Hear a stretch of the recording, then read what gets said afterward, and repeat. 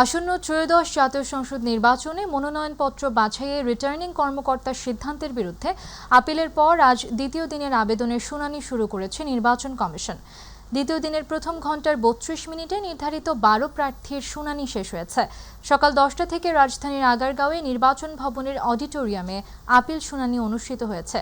স্লটে থাকা ১২ জনের মধ্যে ১০ জনের আপিল মঞ্জুর করেছে নির্বাচন কমিশন, আর একজনের আপিল নামঞ্জুর এবং একজনেরটা পেন্ডিং রাখা হয়েছে। রিটার্নিং কর্মকর্তার সিদ্ধান্তের বিরুদ্ধে গত ৫ জানুয়ারি আপিল গ্রহণ শুরু হয়ে তা চলে গতকাল শুক্রবার পর্যন্ত। এই সময়ে মোট ৬৪৫টি আপিল আবেদন জমা পড়ে ইসিতে। এসব আপিলের শুনানি চলবে আগামী ১৮ জানুয়ারি পর্যন্ত। আজ ৭১ থেকে ১৪০ নম্বর আপিলের শুনানি অনুষ্ঠিত হচ্ছে। এদিকে কুমিল্লা ২ আসনের সীমানা পরিবর্তন করে নির্বাচন কমিশনের গেজেট অবৈধ ঘোষণার রায়ের বিরুদ্ধে আপিল বিভাগে আবেদন করেছে নির্বাচন কমিশন। দর্শক, এই মুহূর্তে নির্বাচন কমিশনে আছেন সহকর্মী ইলিয়াস মাতবর, সরাসরি যুক্ত হচ্ছে তার সাথে। ইলিয়াস, দ্বিতীয় দিনের আপিল শুনানি ঘিরে কেমন পরিস্থিতি দেখছেন ইসিতে, আমাদের জানাবেন। আমাতুল, আপনাকে ধন্যবাদ। আমরা এখন রয়েছি রাজধানীর আগারগাঁও নির্বাচন কমিশন ভবনে। আপনি জানেন যে ত্রয়োদশ জাতীয় সংসদ নির্বাচনের মনোনয়ন বাছাইয়ের যে রিটার্নিং কর্মকর্তার যে রায় দিয়েছেন, তারা যে যাচাই বাছাই করেছেন তার বিরুদ্ধে যে আপিল করেছে প্রার্থীরা, যাদেরকে বাতিল করা হয়েছে, অযোগ্য ঘোষণা করা হয়েছে, তারা মূলত আপিল করেছে। সেই আপিলের যে শুনানি কিন্তু আছে চলছে দ্বিতীয় দিনের মতো। প্রথমার্ধে ৩৫ জনের আপিল শুনানি হয়েছে। এর মধ্যে ২৭ জন প্রার্থীদের ফিরে পেয়েছেন এবং ৫টা নামঞ্জুর হয়েছে এবং ৩ জন প্রার্থীর পেন্ডিং রয়েছে। এরপরে ১৫টার মতো আরও শুনানি করেছেন, যার মধ্যে দুইটার মঞ্জুর হয়নি এবং ৪৩ জন তাদের প্রার্থিতা ফিরে পেয়েছেন। কিছুক্ষণ পূর্বে দেখছেন শুনানি শেষে বেরিয়ে গণমাধ্যমের সাথে কথা বলেছেন নাগরিক ঐক্যের সভাপতি মাহমুদুর রহমান মান্না। তার প্রার্থিতা কিন্তু অবৈধ ঘোষণা করেছিলেন। তিনি যে আপিল করেছেন তার প্রার্থিতা আজকে তিনি ফিরে পেয়েছেন। এদিকে গতকালকে প্রথম দিনের মতো যে আপিল শুনানি হয়েছে, এখানে ১ থেকে ৭০ জনের আপিলের রায় হয়েছে এবং ৭০ জনের মধ্যে ৫১ জন কিন্তু তাদের প্রার্থিতা ফিরে পেয়েছেন এবং একজনের প্রার্থিতা অবৈধ ঘোষণা করা হয়েছে গতকালকে। আজকে সকাল ১০টা থেকে বিকেল ৫টা পর্যন্ত এই শুনানি চলছে। এই শুনানি গতকালকে থেকে শুরু হয়েছে, যা ১৮ জানুয়ারি পর্যন্ত চলবে। এদিকে এর আগে গত ৫ থেকে ৯ জানুয়ারি পর্যন্ত যাদের প্রার্থিতা বাতিল হয়েছিল তারা মূলত এখানে আবেদন করেছিলেন। আজকে বিকেল ৫টা পর্যন্ত ৭০ জনের যে শুনানি চলছে, সেই শুনানি এখন পর্যন্ত ৪৫ জনের শুনানি শেষ হয়েছে এবং বাদবাকি যারা রয়েছেন তাদের আপিল শুনানি চলছে এবং ৫টা পর্যন্ত শেষ হয়, ৫টা পর্যন্ত চলবে। আগামী ১৮ তারিখ পর্যন্ত কিন্তু এই যারা আবেদন করেছেন তাদের সেই শুনানি হবে। এর আগে সকালে আইনশৃঙ্খলা বাহিনীর সাথে কিন্তু এদিকে সকালে বৈঠক করেছেন ইসি, যাতে নির্বাচন সুষ্ঠুভাবে হয় এবং কোন ধরনের যাতে আইনশৃঙ্খলা যাতে ব্যাঘাত না ঘটে সে বিষয়ে বিস্তারিত কথা বলেছেন। যে রাজধানীর আগারগাঁও থেকে নির্বাচন কমিশন থেকে এই ছিল আমার কাছে সর্বশেষ। আমাতুল। ইলিয়াস, আপনাকে ধন্যবাদ। দর্শক, নির্বাচন কমিশন থেকে সরাসরি যুক্ত ছিলেন সহকর্মী ইলিয়াস মাতবর। চলে যাচ্ছি পরবর্তী সংবাদে। আসন্ন গণভোট ও ত্রয়োদশ জাতীয় সংসদ নির্বাচনকে সামনে রেখে সশস্ত্র বাহিনী সহ ১৬টি নিরাপত্তা সংস্থার সঙ্গে আইনশৃঙ্খলা সংক্রান্ত কার্যাবলীর সমন্বয়ে বৈঠক করেছে নির্বাচন কমিশন। সকাল ৯টায় আগারগাঁওয়ে নির্বাচন কমিশন সচিবালয়ের সম্মেলন কক্ষে এই বৈঠক শুরু হয়। ঘণ্টাব্যাপী বৈঠক শেষ হয় সকাল ১০টায়। এতে সভাপতিত্ব করেন নির্বাচন কমিশনের ব্রিগেডিয়ার জেনারেল আবুল ফজল মোহাম্মদ সানাউল্লাহ। বৈঠকে ইসি সচিবও উপস্থিত ছিলেন। বৈঠকে সশস্ত্র বাহিনীর principal staff officer, border guard বাংলাদেশের মহাপরিচালক, কোস্ট গার্ডের মহাপরিচালক, মহাপুলিশ পরিদর্শক, আনসার ও গ্রাম প্রতিরক্ষা বাহিনীর মহাপরিচালক, জাতীয় নিরাপত্তা ও গোয়েন্দা অধিদপ্তরের মহাপরিচালক, ডিরেক্টরেট জেনারেল অব ফোর্সেস ইন্টেলিজেন্সের মহাপরিচালক, জাতীয় টেলিযোগাযোগ মনিটরিং সেন্টারের মহাপরিচালক এবং র্যাপিড অ্যাকশন ব্যাটালিয়নের মহাপরিচালক সহ সংশ্লিষ্ট সংস্থার প্রতিনিধিরা উপস্থিত ছিলেন। জাতীয় পার্টির ৩ অংশের ও জাতীয় গণতান্ত্রিক ফ্রন্টের প্রার্থীদের মনোনয়নপত্র কেন অবৈধ ঘোষণা করা হবে না তা জানতে চেয়ে রুল জারি করেছেন হাইকোর্ট। আগামী 2 সপ্তাহের মধ্যে এই রুলের জবাব দিতে হবে নির্বাচন কমিশনকে। রিটের প্রাথমিক শুনানি শেষে বিচারপতি রাজিক আল জলিলের নেতৃত্বাধীন হাইকোর্ট বেঞ্চ এই রুল জারি করেন। এর আগে গত 7 জানুয়ারি জাতীয় পার্টি ও জাতীয় গণতান্ত্রিক ফ্রন্টকে নির্বাচন থেকে বিরত রাখতে চেয়ে করা রিটের শুনানি 11 জানুয়ারি পর্যন্ত মুলতবি করেন হাইকোর্ট। সেদিন হাইকোর্টের একটি দ্বৈত বেঞ্চে শুনানি শুরু হলে হাইকোর্ট ভারপ্রাপ্ত অ্যাটর্নি জেনারেলের কাছে জানতে চান, যেহেতু 10 জানুয়ারি পর্যন্ত প্রার্থিতা বাতিল হওয়া কেউ আপিল করেছে কিনা সে তথ্য হাইকোর্টকে জানাতে হবে। একই সঙ্গে প্রার্থিতা কেউ ফিরে পেয়েছে কিনা তাও রাষ্ট্রপক্ষকে জানাতে বলে হাইকোর্ট। পরে 11 জানুয়ারি পর্যন্ত শুনানি মুলতবি করা হয়। বিএনপির জাতীয় স্থায়ী কমিটির সদস্য আমির খসরু মাহমুদ চৌধুরী বলেছেন, স্বৈরাচারের সঙ্গে অনেকেই আপোষ করলেও দেশনেত্রী বেগম খালেদা জিয়া কখনো আপোষ করেননি। 1/11 সময়ও তিনি আপোষহীন ছিলেন। নগরের দক্ষিণ আগ্রাবাদ ওয়ার্ড বিএনপির উদ্যোগে সিডিএ বালুর মাঠে বেগম খালেদা জিয়ার রুহের মাগফিরাত কামনায় আয়োজিত দোয়া মাহফিল ও আলোচনা সভায় তিনি এসব কথা বলেন। আমির খসরু বলেন, খালেদা জিয়া জীবনের বেশিরভাগ সময় জনগণের অধিকার আদায়ের আন্দোলনে কাটিয়েছেন এবং গণতন্ত্র ও নারীর অধিকার রক্ষায় গুরুত্বপূর্ণ ভূমিকা রেখেছেন। বেগম খালেদা জিয়া আপোষ করেন নাই। বিগত দীর্ঘ 15-16 বছর ধরে জেলের 6 বছর জেলে কাটিয়েছে। তাকে চিকিৎসা না দিয়ে মৃত্যুর মুখে ঠেলে দিয়েছে। তারপরও বেগম খালেদা জিয়া আপোষ করেন নাই। পরিবেশ, বন ও জলবায়ু পরিবর্তন এবং তথ্য ও সম্প্রচার মন্ত্রণালয়ের উপদেষ্টা সৈয়দা রিজওয়ানা হাসান বলেছেন, গণভোটে সকলকে অংশ নিতে হবে, সংস্কার চাইলে গণভোটে যেতে হবে। বলেন, ক্ষমতার ভার জনগণের কাছে নিতে চাইলে সচেতনভাবে গণভোট দিতে হবে। রাজধানীর গুলশানে ঢাকা উত্তর সিটি কর্পোরেশন আয়োজিত নাগরিক দায়িত্ববোধ, সামাজিক সম্পৃক্ততা ও নগর উন্নয়ন বিষয়ক অনুষ্ঠানে এসব কথা বলেন তিনি। সৈয়দা রিজওয়ানা হাসান বলেন, ত্রয়োদশ জাতীয় সংসদ নির্বাচন ও গণভোটে তরুণরা এই ভোটের বড় একটি অংশ। শুধু স্বৈরাচার চলে গেল তাতে খুশি হয়ে বসে থাকার সুযোগ নেই। দেশে গণতন্ত্র চাইলে প্রত্যেক নাগরিককে তার নিজ নিজ অধিকারের ব্যাপারে সচেতন হতে হবে। এই গণভোটে অবশ্যই সকলে অংশ নেবেন এবং যদি সত্যিই সংস্কার চান তাহলে উত্তরটা আমাদেরকে হ্যাঁ বলতে হবে। যদি হ্যাঁ না বলি, চুপ করে বসে থাকি, নিষ্ক্রিয় থাকি বা না বলি, তাহলে ক্ষমতার যে ভারসাম্যটা আনার প্রয়োজন এই সমাজে, সেই ভারসাম্যটা আনবার সুযোগটা আরো অনেক বছরের জন্য হয়তো আমরা মিস করে ফেলব। সাবেক প্রধানমন্ত্রী শেখ হাসিনা পুত্র সজীব ওয়াজেদ জয় ও সাবেক আইসিটি প্রতিমন্ত্রী জুনায়েদ আহমেদ পলকের বিরুদ্ধে জুলাই-আগস্টে গণ-অভ্যুত্থান চলাকালীন ইন্টারনেট বন্ধ করে হত্যাসহ মানবতা বিরোধী অপরাধের মামলার অভিযোগ গঠন বিষয়ে পরবর্তী শুনানি 15 জানুয়ারি। আন্তর্জাতিক অপরাধ ট্রাইব্যুনাল 1-এর চেয়ারম্যান বিচারপতি মোহাম্মদ গোলাম মর্তুজা মজুমদারের নেতৃত্বাধীন বিচারিক প্যানেলে আজ এই শুনানি হয়। জয় ও জুনায়েদ আহমেদ পলকের বিরুদ্ধে জুলাই আন্দোলন চলার সময় ইন্টারনেট বন্ধ করে আন্দোলনকারীদের হত্যার তথ্য আড়াল, হত্যাযজ্ঞে উস্কানি, ষড়যন্ত্র ও সম্পৃক্ত থাকার মতো মানবতা বিরোধী অপরাধের 3টি অভিযোগ এনেছে প্রসিকিউশন। এদিকে প্রসিকিউটর গাজী তামিম জানান, কাল পরশুর মধ্যে শেখ হাসিনার সাজা বাড়ানোর আবেদন শুনানির জন্য চেম্বার আদালতে নেওয়া হবে। অসংখ্য কথোপকথন থেকে দেখা যায় যে তৎকালীন সরকারের এই দুজন দায়িত্বশীল ব্যক্তি যারা এই মামলার আসামি, তারা পরিকল্পিতভাবে অভ্যুত্থানে নিরীহ নিরস্ত্র ছাত্র জনতার উপরে নির্যাতন এবং নিপীড়ন চালানোর উদ্দেশ্যে ইন্টারনেট পরিষেবা বন্ধ করেছিলেন। শুধু তাই নয়, তারা তৎকালীন সরকারকে ক্ষমতায় টিকিয়ে রাখার জন্য শেষ পর্যন্ত 5ই আগস্ট পর্যন্ত এই ইন্টারনেট বন্ধ রেখেছিলেন।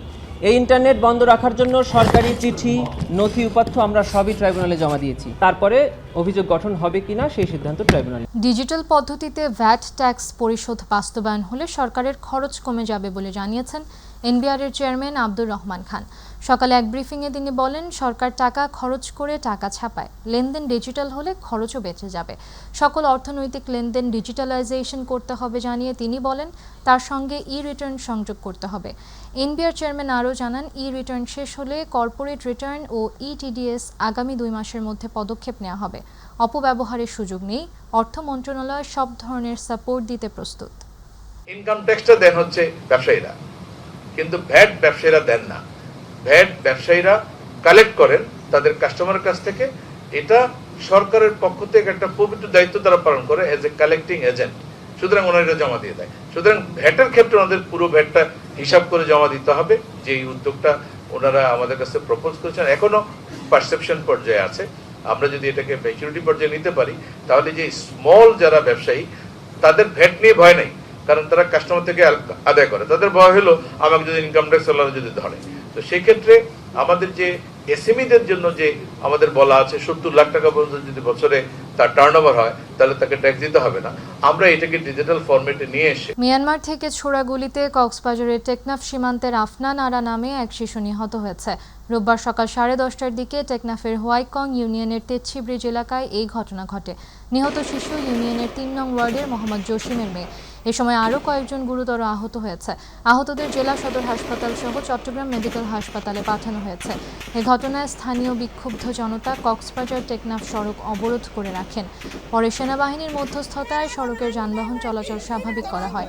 হোয়াইকং পুলিশ ফাঁড়ির ইনচার্জ খোকন কান্তিনাথ বিষয়টি নিশ্চিত করেছেন। তিনি বলেন, মিয়ানমারের ওপারে চলমান সংঘাতের ফলে গুলিতে এপারে এক শিশু নিহত হয়েছে। সার্বিক পরিস্থিতি স্বাভাবিক রাখতে আইনশৃঙ্খলা বাহিনী কাজ শুরু করেছে।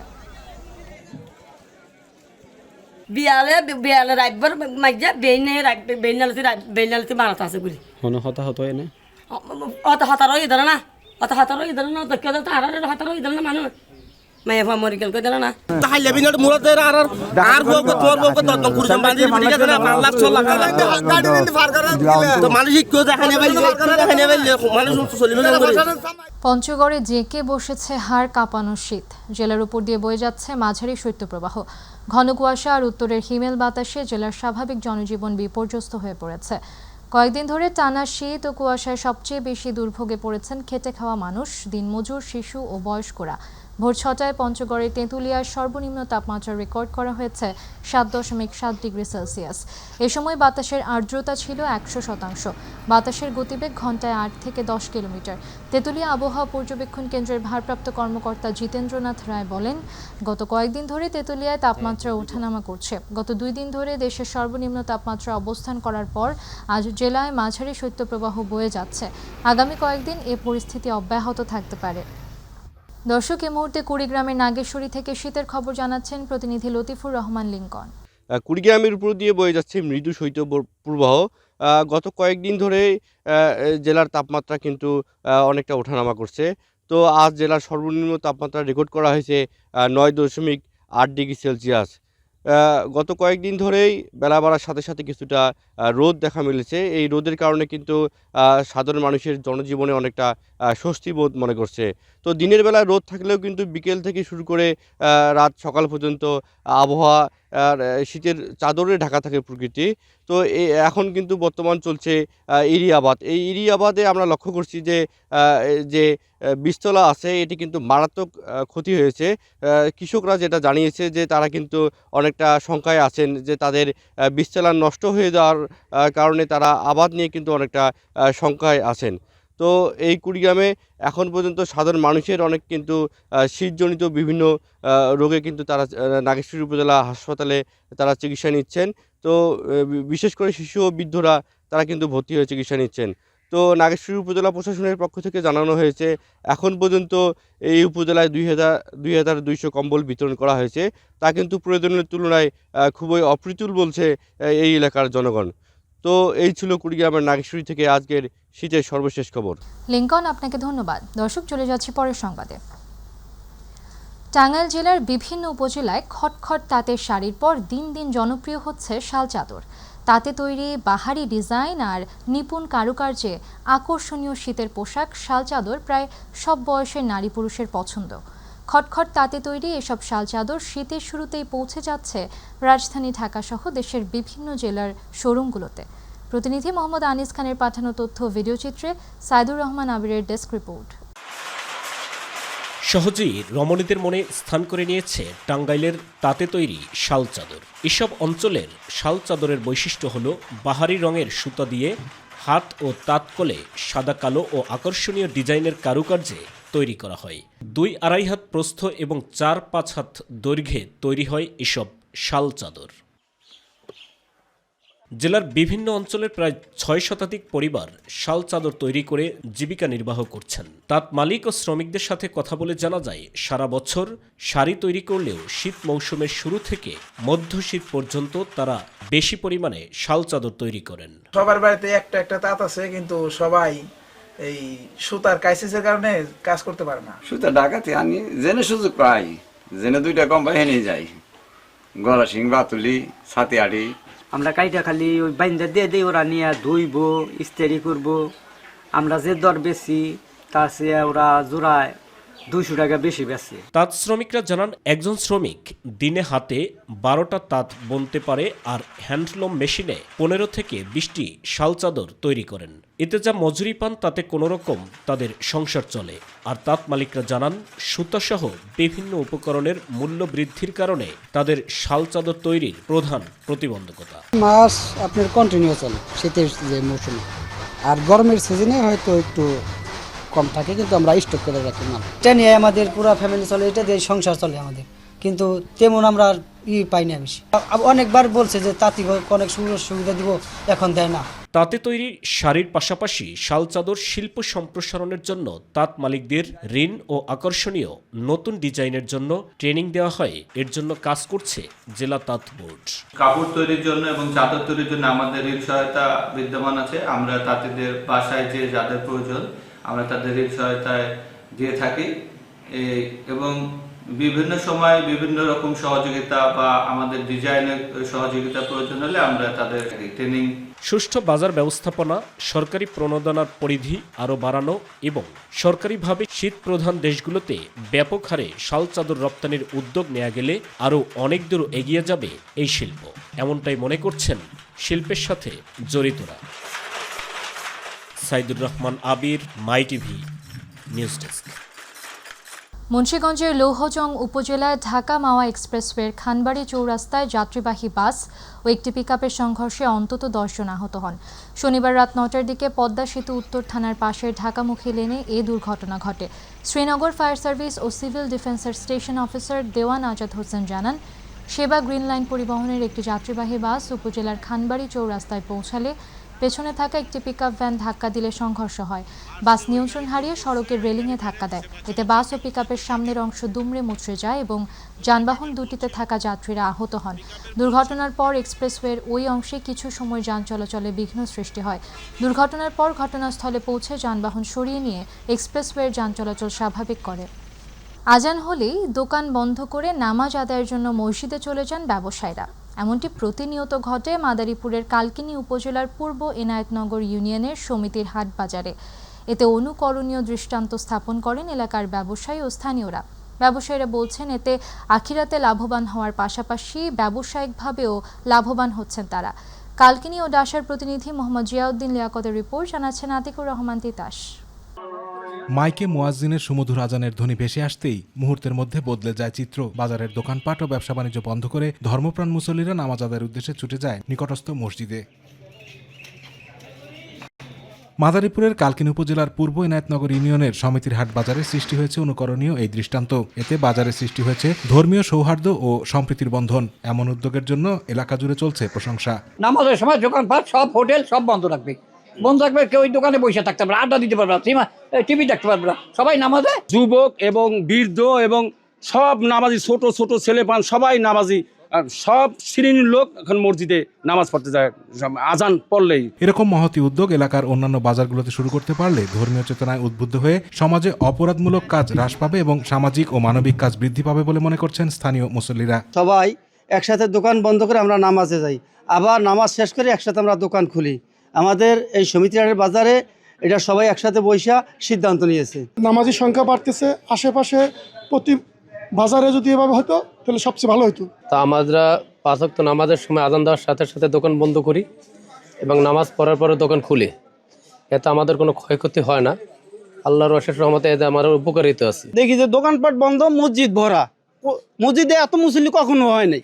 আমরা বাজার পরিচালনা কমিটি এবং দোকানদার ভাইদের সকলের সম্মতিক্রমে ঐক্যমত পোষণ করি যে আমরা নামাজের সময় আমাদের বাজারের দোকানগুলো বন্ধ থাকবে এবং আমাদের অমুসলিম ভাইরা দোকানগুলো পাহারা দেবে।